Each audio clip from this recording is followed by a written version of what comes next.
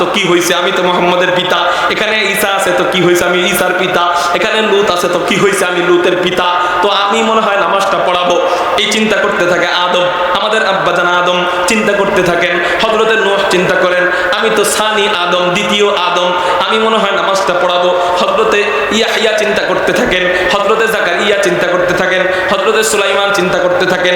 এইরকম করে করে হযরতে মূসা চিন্তা করেন, আমি তো মূসা কালিমুল্লাহ, আল্লাহ আর কারোর সাথে এরকম ডাইরেক্ট কথা বলেন না, আমার সাথে কথা বলেন, মনে হয় নামাজটা আমাকেই পড়াইতে হবে। হযরতে ইব্রাহিম চিন্তা করেন, এখানে আর কেউ তো খলিলুল্লাহ না, আল্লাহ আর কাউকে খলিলুল্লাহ বানায় নাই, আর কেউ তো খলিলুল্লাহ না, হয়তো নামাজটা আমাকেই পড়াইতে বলবে। হযরতে ইসমাঈল চিন্তা করেন যে আমি তো জবিহুল্লাহ, আল্লাহ আর কারোর সাথে এমন পরীক্ষা নেন নাই, আমার সাথে এমন পরীক্ষা নিয়েছেন, আমাকে এরকম পরীক্ষা করেছেন যে আমার গলার উপর দিয়ে ছুরি চালাইছে, মনে হয় নামাজটা আমাকেই পড়াইতে বলা হবে। এইরকম করে করে স্বলক্ষ পয়গম্বর এক একজন এক এক রকম চিন্তা ভাবনা করে। হযরতে জিবরাইল মসজিদের কোনায় দাঁড়ায় থাকে, চিন্তা করেন কে নামাজ পড়াবে, আবার কে বেজার হয়ে যায়। আল্লাহর জিজ্ঞাসা করে, আল্লাহ কি করতে পারি? আল্লাহ পাক হযরতে জিবরাইলের অন্তরে ঢাইলা দেয়, ও জিবরাইল, এখানে অন্য কেউ নামাজ পড়াইতে পারবে না, যেখানে আমার শেষ নবী উপস্থিত আছে এখানে আর কেউ নামাজ পড়াইতে পারবে না, এখানে একমাত্র আমার শেষ নবী নামাজ পড়াবে। এই কথা বলার পর হযরত জিবরাইল আলাইহিস সালাতু ওয়াস সালাম নবীজির হাত মোবারক ধইরা ইমামতিতে পাঠাইয়া যায়। এই জন্যই তো নবীজির আরেক উপাধি ইমামুল আম্বিয়া। আগে কিন্তু ইমামুল আম্বিয়া উপাধি ছিল না, এরপর থেকে হয় ইমামুল আম্বিয়া। আর সুবহানাল্লাহ, এবার আল্লাহ পাক আমাদের নবীজিকে উপরে তুইলা নেয়, সাত আসমান দেখাইয়া আর জান্নাত দেখাইয়া সীমান্তের বড়ই গাছের কাছে নিয়া রফরফের পিঠে চড়াইয়া আল্লাহ পাক রব্বুল আলামিন নিজের কাছে নিয়ে যায়। কত কাছে যায়, কত কাছে যায়, বলে সুম্মা দানা সুম্মা দানা সুম্মা দানা ফাতাদাল্লা, অনেক কাছে যায়, অনেক কাছে যায়, অনেক কাছে যায়, কত কাছে যায়, ফাকানা কাবা কাউসাইনি আও আদনা, ধনুকের দুই মাথা যত কাছে তার থেকেও বেশি কাছে যায়। আরে তার থেকে কত বেশি কাছে যায় আল্লাহ পাক বলেন এটা আমি জানি আর আমার হাবিব জানে, আর কেউই বলতে পারবে না। এবার প্রিয় মাহবুব আর হাবিবের গল্প স্বল্প চলে, দুনিয়া এবং আখিরাতের সর্বশ্রেষ্ঠ প্রিয় মাহবুব আর হাবিব গল্প স্বল্প চলে। গল্প স্বল্প লম্বা গল্প হয়, এত গল্প বলার টাইম আসেনি, লম্বা গল্প স্বল্প হয়। এক পর্যায়ে গল্পের এক পর্যায়ে কথাবার্তা হওয়ার পরে হঠাৎ মাঝখানে এক কথা ওঠে, নবীজি অভিমান কইরা আল্লাহকে বলতে থাকেন, আল্লাহ আপনি আদমের নাম দিছেন আদম সফিউল্লাহ, আপনি মূসার নাম দিছেন মূসা কালিমুল্লাহ, আপনি ঈসার নাম দিছেন ঈসা রূহুল্লাহ, আপনি ইব্রাহিমের নাম দিছেন ইব্রাহিম খলিলুল্লাহ, আপনি ঈসার নাম দিছেন, আপনি ইসমাঈলের নাম দিছেন ইসমাঈল জবিহুল্লাহ। আল্লাহ আপনি একটু বলেন না আমার নাম আপনি কি দিছেন? সুবহানাল্লাহ, আস্তে কোন সুবহানাল্লাহ। কে বলতেছেন, কে বলতেছেন? হাদিয়ুল ফখরে রাসূল ইমামুল আম্বিয়া সাইয়্যিদুল আম্বিয়া সাইয়্যিদুল খালায়েক আহমদ মুস্তাফা মুহাম্মদুর রাসূলুল্লাহ, বলেন না সাল্লাল্লাহু আলাইহি ওয়াসাল্লাম। আল্লাহ আপনি আমার নাম কি দিবেন? এই নবীজিকে জানতেন না নবীজির নাম কি? জানতেন না? নবীজি জানতেন নবীজির নাম কি, তাও কেন জিজ্ঞাসা করলেন? আরে জানার পরেও জিজ্ঞাসা কেন করে? নবীজি জানতেন নবীজির নাম কি, নবীজি বলতেন আমি কে তোমরা জানোনি, আমার পরিচয় তোমরা নিয়ে নাও। নবীজি নিজের পরিচয় নিজে দিতেন, আনা আহমদ, আনা মুহাম্মদ, আনাল মাহি, আনাল হাশির, আনাল আকিব, আনা নবিয়্যুত তাওবাহ, আনা নবিয়্যুর রাহমাহ, আনা মুদ্দাত্তির, আনা মুজাম্মিল, আনা তাহা, আনা ইয়াসিন, আনা বশীর, আনা নদীর। নবীজি বলেন আমার মাওলা আমারে অনেক নাম দেয়, যখন যেই নাম নিয়ে ডাকতে মনে চায় আমার মাওলা আমারে সেই নাম দিয়ে ডাক দেয়। নবীজি এরকম উপাধি দিয়ে নবীজি নাম বলেন নিজের নাম। কুরআন কারীমের মধ্যে আল্লাহ পাক রব্বুল আলামিন 25 জন নবীর নাম নেয়। কয়জন নবীর নাম? 25 জন নবীর নাম নেয়। এর মধ্যে 9 জন নবীকে ডাক দেয়, 9 জন নবীর মধ্যে 8 জন নবীর নাম ধরে ডাক দেয়। 8 জন নবী যেমন ইয়া ইয়াহইয়া খুযিল কিতাবা বিকুওয়া, নাম ধরে ডাক দিতেছে, ইয়া ইয়াহইয়া খুযিল কিতাবা বিকুওয়া, ইয়া আদম উসকুন আনতা ওয়া যাওজুকাল জান্নাহ, ইয়া যাকারিয়া ইন্না নুবাশশিরুকা বিগুলামিন ইসমুহু ইয়াহইয়া, ইয়া ইব্রাহিম ক্বাদ সাদ্দাকতার রুইয়া ওয়া মা তিলকা বিয়ামিনিকা ইয়া মূসা। এরকম করে করে আল্লাহ পাক রব্বুল আলামিন 8 জন নবীর নাম ধরে ডাক দেয়, কিন্তু আরেকজন নবীর নাম ধরে ডাক দেয় না। কখনো কখনো ডাক দেয় ইয়াস ইয়াসিন। আবার কখনো কখনো ডাক দেয় তাহা, আবার কখনো কখনো ডাক দেয় হামিম, আবার কখনো কখনো নবীজি চাদর গায়ে দিয়ে শুয়ে থাকেন, আল্লাহ পাক রব্বুল আলামিন ডাক দেয় ইয়া আইয়ুহাল মুদ্দাথির, ও চাদরওয়ালা নবী। আবার কখনো কখনো কম্বল গায়ে দিয়ে শুয়ে থাকেন, আল্লাহ পাক রব্বুল আলামিন ডাক দেয় ইয়া আইয়ুহাল মুজাম্মিল, ও কম্বলওয়ালা নবী। আবার কখনো কখনো এমন ডাক দেয়, একসাথে কতগুলা ডাক দেয়, বলে ততগুলা নামই কোরআনুল কারীমের আয়াত হয়ে যায়। কোন হাই কমিশনার এমন কমিশনার পাঠান নাই যেই কমিশনার বোকা, যেই কমিশনার দুর্বল, যেই কমিশনার বিশ্বস্ত নয়, এমন কোন কমিশনার পাঠান নাই। আল্লাহ পাক নিজেই বলেন আমার হাই কমিশনার কেমন, মুতাইন তাম্মা আমিন। আমি আল্লাহরও এক নাম আমিন, আমার রাসূলেরও এক নাম আমিন, আমার হাই কমিশনারেরও এক নাম আমি মাওলা দিয়া দিলাম আমিন।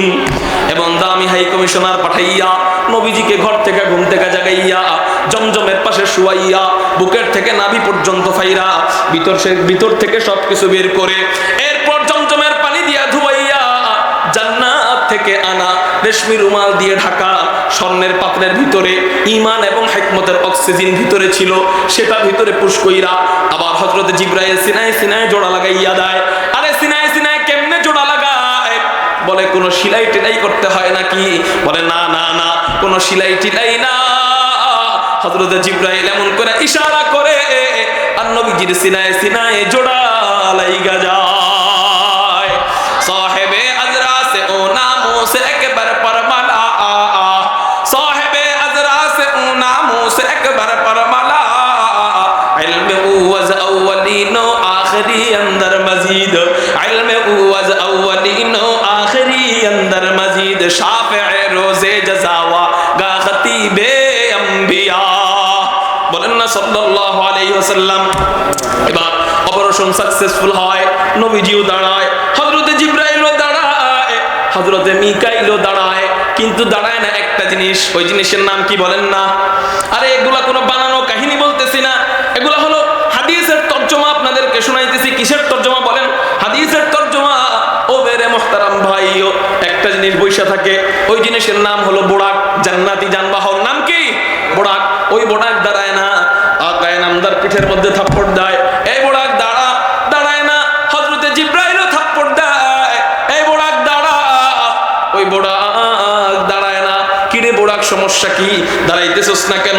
জিবরাইল ধমক দেয়, এই বেয়াদবি হয়ে যাচ্ছে তো, জানোসনি তোর পিঠে কে উঠবে জানোসনি? হাদিয়ে কুল ফখরে রাসূল ইমামুল আম্বিয়া সাইয়্যিদুল আম্বিয়া সাইয়্যিদুল খালায়েক আহমদে মুজতাবা মুহাম্মদুর রাসূলুল্লাহ সাল্লাল্লাহু আলাইহি ওয়াসাল্লাম, তোর পিঠে উনি উঠবে আর তুই বসে রইছিস কেন? এবার বোরাক বলতেছে, এ জিবরাইল, তুমি মনে করছো নবীজিকে তুমি একাই চিনো, তাই না? বিশাল করে পরিচয় দিলা। তুমি মনে করছো নবীজিকে তুমি একাই চিনো? না না না, ও জিবরাইল, তোমার থেকে আমি বোরাক নবীজিকে কম চিনি না। আচ্ছা ভালো কথা, তুই এত চিনলি কেমনে? তোরে আনলামই তো, আমি মাত্র আনলাম, তুই এত কেমনে চিনলি? এবার বোরাক বলতেছে, শুইনা নেন আমি কেমনে চিনছি। আপনি যখন আমাকে জান্নাত থেকে নিয়ে আসতেছিলেন, আমি তখন দেখতে পাইলাম, জান্নাত থেকে যখন বের হইলাম, বের হওয়ার সময় আমি জান্নাতের গেটের উপরে একটা সাইনবোর্ড দেখলাম।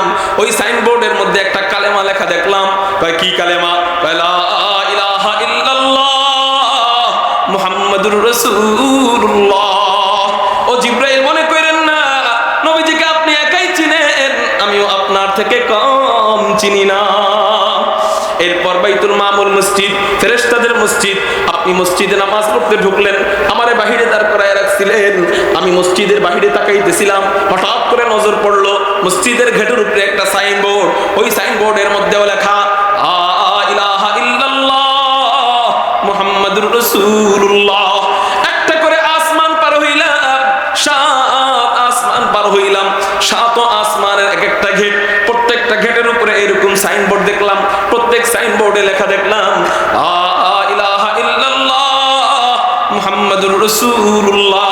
ও জিবরাইল, আপনি মনে করেন না নবীজিকে আপনি একাই চিনেন, আমিও নবীজিকে আপনার থেকে কম চিনি না। এই কথা বলার পর নবীজি বলতেছেন, আচ্ছা ঠিক আছে, এবার কি করতে হবে বল, বিশাল করে তো আমার পরিচয় দিলি, এবার বল তোর কি করতে হবে, তোর কি সমস্যা। এবার বলতেছে আমার কোনো সমস্যা না, কিন্তু একটা ওয়াদা নবীজি আমাকে যদি দেয় তাহলে আমি বোরাক দাঁড়াবো, না হয় আমি বোরাককে আল্লাহ ছাড়া কেউই দাঁড় করাইতে পারবে না। কয় কি ওয়াদা? কয় প্রত্যেক জান্নাতীরাই যখন জান্নাতে ঢুকবে সবার জন্যই নাকি আল্লাহ পাক একটা করে বোরাক বরাদ্দ রাখবেন। সবার জন্য আল্লাহ পাক কি রাখবেন বলেন? আল্লাহ পাক যদি আমাদেরকে জান্নাত দেয়, বলি আমিন, আমাদেরকেও আল্লাহ পাক বোরাক দিবেন। তো ওই বোরাক বলতেছে যে নবীজিও তো জান্নাতি, নবীজির জন্য তো আল্লাহ বোরাক বরাদ্দ রাখছেন। তো নবীজি তো হাসরের ময়দান থেকে জান্নাতে যখন ঢুকবেন তখন বোরাকের পিঠে চড়ে জান্নাতে যাবেন। নবীজি যদি আমাকে ওয়াদা দেয়, ওই সময় তো নবীজির কাছে কত বোরাক আসবে, আয়েশা বলবে হযরত আমার পিঠের উপরে চড়েন, হযরত আমার পিঠের উপরে চড়েন, হযরত আমার পিঠের উপরে চড়েন। লক্ষ লক্ষ বোরাক, কোটি কোটি বোরাক নবীজির কাছে এসে ভিড় করবে, কদমের সামনে বসে যাবে যে হযরত আমার পিঠে চড়েন। নবীজি যদি আমাকে ওয়াদা দেয়, ওই সময় অন্য সব বোরাককে ফলাইয়া আমার পিঠে নবীজি উঠবেন। এই ওয়াদা যদি নবীজি আমাকে দেয়, আমি বোরাক দাঁড়াবো, না আমি বোরাককে আল্লাহ ছাড়া আর কেউই দাঁড় করাইতে পারবে না। এবার নবীজি মুস্কি হাসেন আর বলেন, এই ভাই কথা বললেন না, এই যে ভাই কথা বললেন না।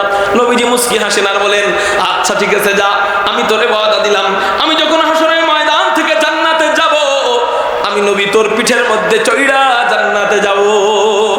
এবার বোরাক দাঁড়ায় যায়, নবীজিও দাঁড়ায়, এবার বোরাকের পিঠের উপরে চড়বেন।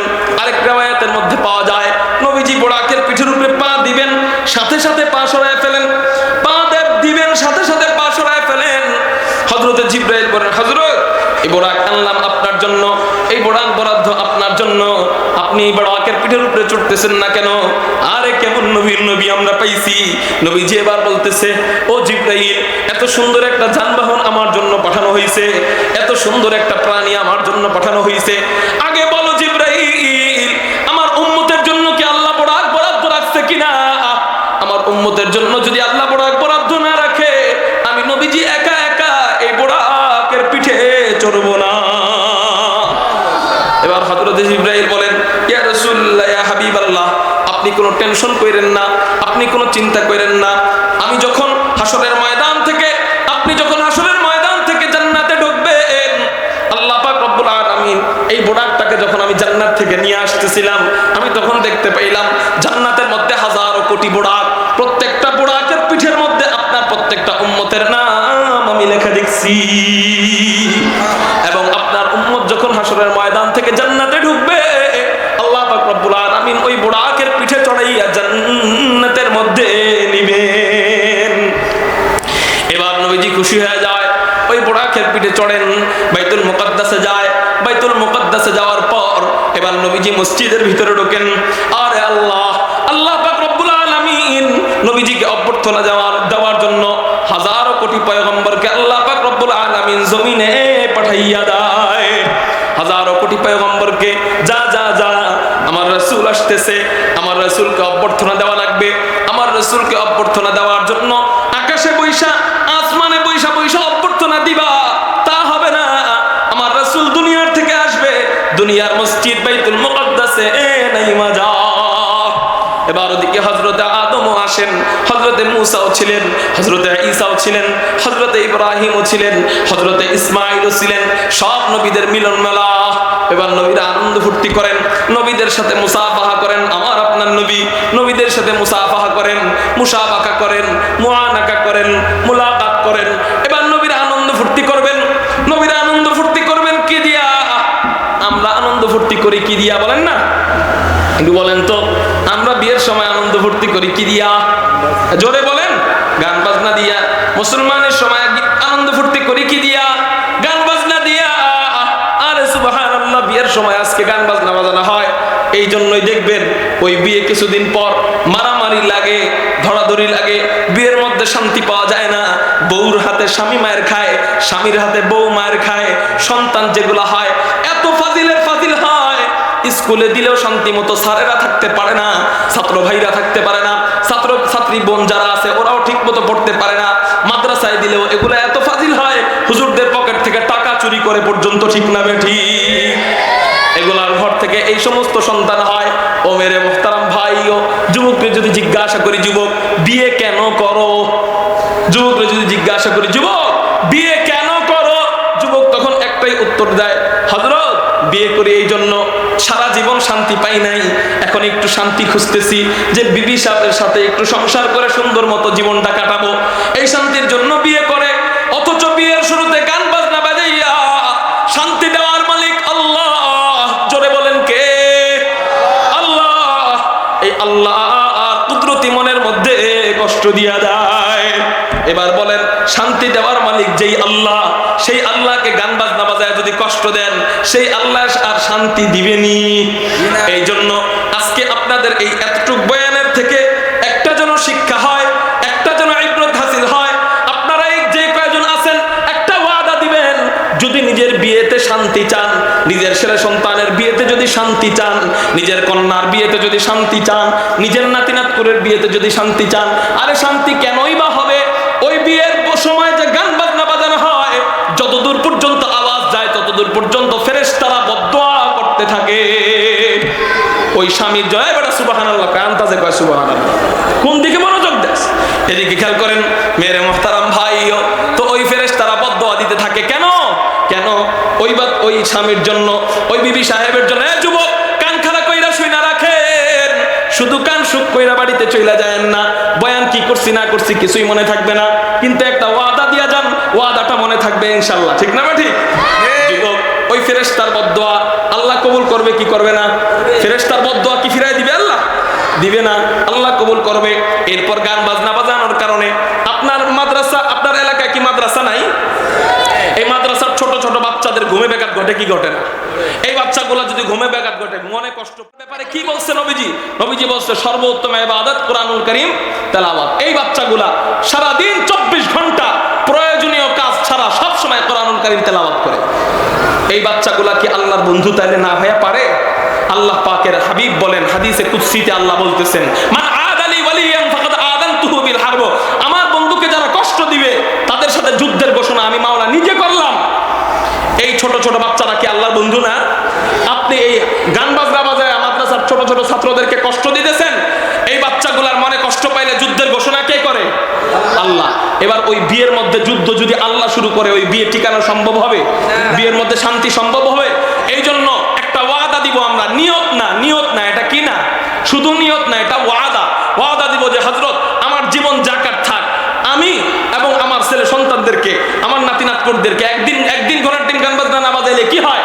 আমার যদি বিয়েতে শান্তি চাই, আমার সন্তানকে যদি প্রকৃতপক্ষে আমি মহব্বত করেই থাকি, আমার সন্তানের বিয়েতে, আমার বিয়েতে গান বাজনা আর বাজাবো না। কারা কারা এই ওয়াদা দিতে রাজি আছেন? আল্লাহু আকবার বলে হাত উঠান। আলহামদুলিল্লাহ বলেন। এই বাইরে যারা দাঁড়ায় এসে এরা মনে হয় ওয়াদা দিতে বেজার, এরা মনে হয় গান বাজনা বাজাবে না। আপনারা একটু আল্লাহকে হাত উঠায় দেখাই দেন না। আলহামদুলিল্লাহ। একটু আপনারা বাইরের দিক তাকান, ওই দেখেন যে যুবকরা আসছিল একটু দেখতে চেহারা, এরাও হাত উঠাইছে। আলহামদুলিল্লাহ বলেন। আলহামদুলিল্লাহ। হাত নামান। ওয়াজার দরকার আসেনি? এই বলেন ওয়াজার দরকার আছে না? আছে তো দরকার, ঠিক আছে, কিন্তু এতটুক যদি আপনাদের এলাকায় চালু হয়ে যায় যে আর বিয়ে বাড়িতে গান বাজনা হয় না, ওয়াজের আর নতুন করে তাহলে দরকার আছে বলেন? এটাই ইনশাআল্লাহ নাজাতের উসিলা হইতে পারে কি পারে না? আল্লাহ তো নবীর আনন্দ ফুর্তি করেন কি দিয়া? নামাজের মাধ্যমে। আমরা তো আনন্দ ফুর্তি করি টুনিমার গান বাজনা বাজায়, ঠিক না? নবীর আনন্দ ফুর্তি করেন নামাজের মাধ্যমে। এবার নামাজ পড়াবে কে? নবীরা কাতারবন্দি হয়ে দাঁড়ায় যায়। মুয়াজ্জিন হযরত জিবরাইল আলাইহিস সালাতু ওয়াস সালাম, হযরত জিবরাইল আযান দেয়, আল্লাহু আকবার, আল্লাহু আকবার, আল্লাহু আকবার, আল্লাহু আকবার, আশহাদু আল্লা ইলাহা ইল্লাল্লাহ, আশহাদু আল্লা ইলাহা ইল্লাল্লাহ, আশহাদু আন মুহাম্মাদুর রাসূলুল্লাহ বলে না? কিরে জিবরাইল মুহাম্মাদুর রাসূলুল্লাহ কেন বলে না? হযরত জিবরাইল চিন্তা করতেছিলেন, হায় হায়, এখানে তো কত নবী আছে, কোন নবীর নাম বলি আবার কোন নবী বাজার হয়ে যায়। আল্লাহ পাক রব্বুল আলামিন হযরত জিবরাইলের অন্তরে ঢাইলা দেয়, ও জিবরাইল, অন্য কোন নবীর নাম বলতে হবে না, আমার শেষ নবীর নাম তুমি বলো। এবার হযরত জিবরাইল আলাইহিস সালাতু ওয়াস সালাম আযান দেয়, আশহাদু আন্না মুহাম্মাদার রাসূলুল্লাহ। আযান শেষ হয়। আযান শেষ হওয়ার পর আল্লাহ পাক রব্বুল আলামিন নবীজিকে উপরে তুইলা নেয়, সাত আসমান দেখাইয়া। আর আযান শেষ হওয়ার পর এবার নামাজ কে পড়াবে? নামাজ কে পড়াবে? এক নবী আরেক নবীর দিকে এইভাবে তাকায়, নামাজ কে পড়াবে? হযরতে আদম চিন্তা করেন, আমি তো সবার পিতা, আমি তো আদি পিতা। এখানে মোহাম্মদ আছে তো কি হয়েছে, আমি তো মোহাম্মদের পিতা। এখানে ঈসা আছে তো কি হয়েছে, আমি ঈসার পিতা। এখানে লূত আছে তো কি হয়েছে, আমি লূতের পিতা। তো আমি মনে হয় নামাজটা পড়াবো। এই চিন্তা করতে থাকে আদম, আমাদের আব্বাজান আদম চিন্তা করতে থাকেন। হযরতে নূহ চিন্তা করেন, আমি তো সানি আদম, দ্বিতীয় আদম, আমি মনে হয় নামাজটা পড়াবো। হযরতে ইয়াহইয়া চিন্তা করতে থাকেন, হযরতে জাকারিয়া চিন্তা করতে থাকেন, হযরতে সুলাইমান চিন্তা করতে থাকেন। এইরকম করে করে হযরতে মূসা চিন্তা করেন, আমি তো মূসা কালিমুল্লাহ, আল্লাহ আর কারোর সাথে এরকম ডাইরেক্ট কথা বলেন না, আমার সাথে কথা বলেন, মনে হয় নামাজটা আমাকেই পড়াইতে হবে। হযরতে ইব্রাহিম চিন্তা করেন, এখানে আর কেউ তো খলিলুল্লাহ না, আল্লাহ আর কাউকে খলিলুল্লাহ বানায় নাই, আর কেউ তো খলিলুল্লাহ না, হয়তো নামাজটা আমাকেই পড়াইতে বলবে। হযরতে ইসমাঈল চিন্তা করেন যে আমি তো জবিহুল্লাহ, আল্লাহ আর কারোর সাথে এমন পরীক্ষা নেন নাই, আমার সাথে এমন পরীক্ষা নিয়েছেন, আমাকে এরকম পরীক্ষা করেছেন যে আমার গলার উপর দিয়ে ছুরি চালাইছে, মনে হয় নামাজটা আমাকেই পড়াইতে বলা হবে। এইরকম করে করে স্বলক্ষ পয়গম্বর এক একজন এক এক রকম চিন্তা ভাবনা করে। হযরতে জিবরাইল মসজিদের কোনায় দাঁড়ায় থাকে, চিন্তা করেন কে নামাজ পড়াবে, আবার কে বেজার হয়ে যায়। আল্লাহর জিজ্ঞাসা করে, আল্লাহ কি করতে পারি? আল্লাহ পাক হযরতে জিবরাইলের অন্তরে ঢাইলা দেয়, ও জিবরাইল, এখানে অন্য কেউ নামাজ পড়াইতে পারবে না, যেখানে আমার শেষ নবী উপস্থিত আছে এখানে আর কেউ নামাজ পড়াইতে পারবে না, এখানে একমাত্র আমার শেষ নবী নামাজ পড়াবে। এই কথা বলার পর হযরতে জিবরাইল আলাইহিস সালাতু ওয়াস সালাম নবীজির হাত মুবারক ধইরা ইমামতিতে পাঠাইয়া যায়। এই জন্যই তো নবীজির আরেক উপাধি ইমামুল আম্বিয়া। আগে কিন্তু ইমামুল আম্বিয়া উপাধি ছিল না, এরপর থেকে হয় ইমামুল আম্বিয়া। আর সুবহানাল্লাহ, এবার আল্লাহ পাক আমাদের নবীজিকে উপরে তুইলা নেয়, সাত আসমান দেখাইয়া, আট জান্নাত দেখাইয়া, সীমান্তের বড়ই গাছের কাছে নিয়া, রফরফের পিঠে চড়াইয়া আল্লাহ পাক রব্বুল আলামিন নিজের কাছে নিয়ে যায়।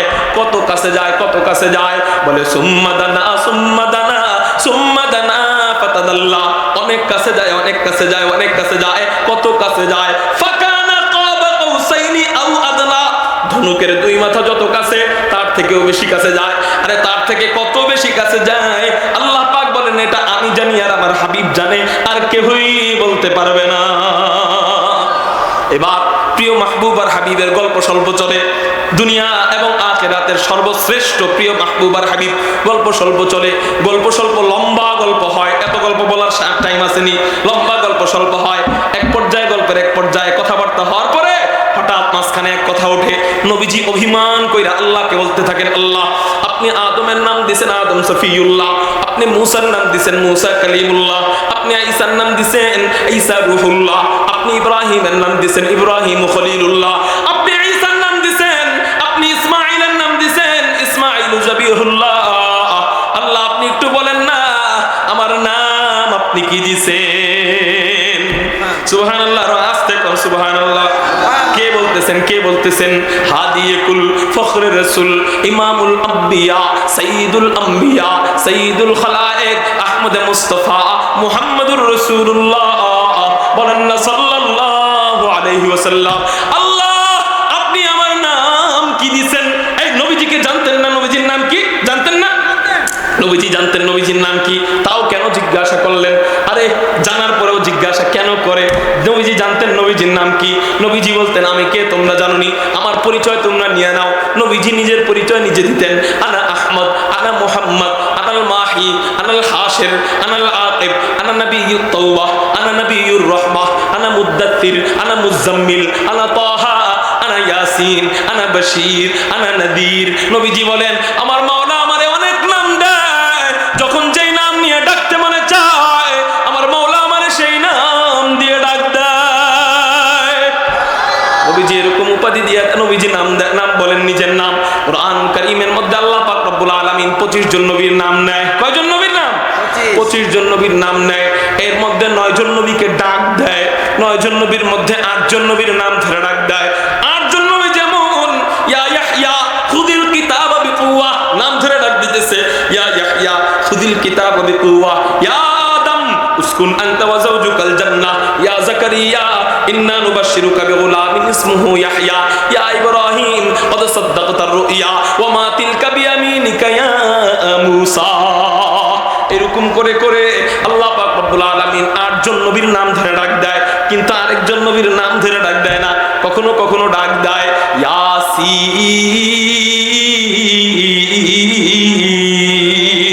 আবার কখনো কখনো ডাক দেয় তাহা, আবার কখনো কখনো ডাক দেয় হামিম, আবার কখনো কখনো নবীজি চাদর গায়ে দিয়ে শুয়ে থাকেন, আল্লাহ পাক রব্বুল আলামিন ডাক দেয় ইয়া আইয়ুহাল মুদ্দাথির, ও চাদরওয়ালা নবী। আবার কখনো কখনো কম্বল গায়ে দিয়ে শুয়ে থাকেন, আল্লাহ পাক রব্বুল আলামিন ডাক দেয় ইয়া আইয়ুহাল মুজাম্মিল, ও কম্বলওয়ালা নবী। আবার কখনো কখনো এমন ডাক দেয়, একসাথে কতগুলা ডাক দেয়, বলে ততগুলা নামই কোরআনুল কারীমের আয়াত হয়ে যায়। ইয়া আইয়ুহান নবী, ডাক দিতেছে নবীজিকে, ইয়া আইয়ুহান নবী ইন্না আরসালনাকা শাহিদা ওয়া মুবাশশিরা ওয়া নাযীরা ওয়া দাঈয়ান ইলাল্লাহি বিইذনিহি ওয়া সিরাজাম মুনীরা। এক আয়াতে 6টা নাম দেয়, 6টা নামই এক আয়াত হয়ে যায়। বলে নবীজির নাম নেয় সওয়াব হয়। কেন সওয়াব হয়? বলে এটা কোরআনের আয়াত। নবীজির নাম নেয় সওয়াব হয়, নবীজির চরিত্র বর্ণনা করা হয়, সওয়াব হয়। কেন? বলে এটা কোরআনের আয়াত। নবীজির হাঁটার বর্ণনা, ওয়া ইবাদুর রহমানিল্লাযীনা ইয়ামশুনা আলাল আরদি হাওনা, নবীজির হাঁটার বর্ণনা করবা, সওয়াব পাইবা। কেন? বলে এটা কোরআনের তাফসীর। নবীজির চেহারার বর্ণনা করবা।